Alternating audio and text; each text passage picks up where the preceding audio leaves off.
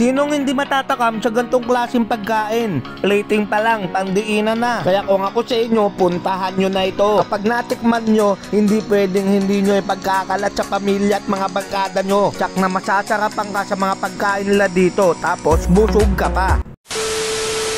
Yo, what's up mga kahataw? Andito tayo ngayon sa 84 General Luna Street, gitnang bayan San Mateo, Rizal. Pangalan pa lang ng resto, talagang titikman mo na. Arat, pasok tayo sa loob. Kita nyo naman, maluwag din yung lugar. Kaya maka-accommodate ng 20 na katao. Ang positive ng ambience, para kang dinadala sa iba't ibang bansa sa Asia. Siya nga pala, mixed Asian pala ang mga pagkain nila dito. At ito ang kanilang menu. Open nga pala sila 11 AM to 8 PM. Tapos pag Friday to Sunday, 10 to 10. Ito, niluluto nila yung butter chicken.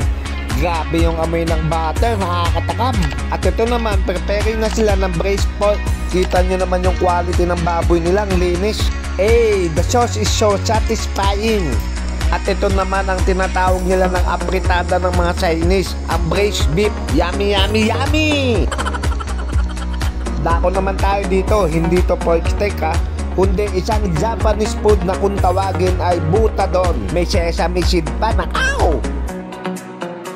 tignan mo nga naman yung manok ko, ang kinis. Hainanese chicken nga pala. Curious ako sa pagkain na to kasi meron siyang tatlong iba't ibang klaseng sausawan. Kaya hindi na ako makapaghintay, kakainin ko talaga to ng lubusan. Siyempre, hindi mawawala ang noodles kapag Asian foods, diba? Kaya umorder na rin tayo ng tinatawag nilang boat noodles. Thailand food pala ito, kaya susubukan din natin. And last but not the least, try naman natin tong beef noodles nila. Ito ang parang mami ng mga Chinese.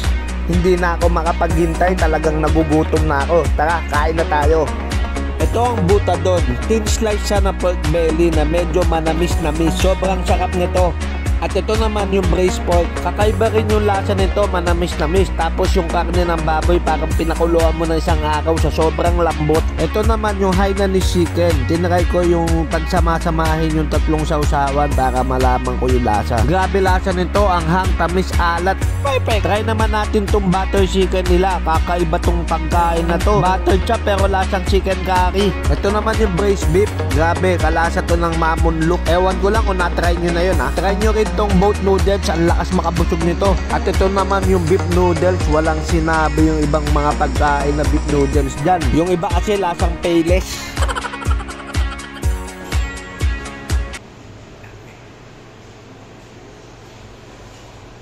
Sir, busy ka po. Matulog po ata kayo.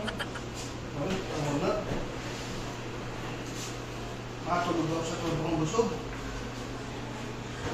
Try nyo na rin tong party tray na good for 8 person. Perfecto sa mga handaan katulad ng birthday, binyag o anumang okasyon. Kaya ano pang inaantay nyo? Hindi nyo malalaman kung hindi nyo susubukan.